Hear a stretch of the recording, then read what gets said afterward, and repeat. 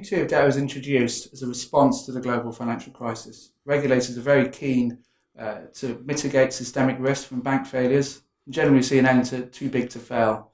So they've introduced two sets of regulations. One is total loss absorbing capacity, which is at a global level, and two, there's a minimum requirement for eligible liabilities, which is introduced at the EU level.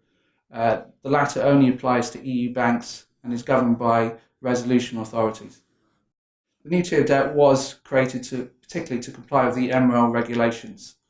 So there will be a new tier of debt. This has been proposed by the European Commission that will sit in between traditional senior unsecured debt and tier 2 subordinated debt. A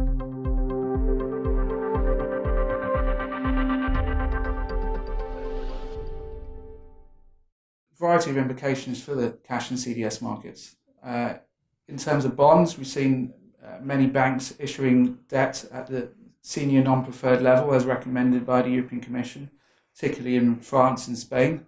But there's more than one way to skin a cat. In the UK and Switzerland, we've seen banks issuing debt out of the holdco, so the holding company, rather than the operating company. So that's the structural subordination approach.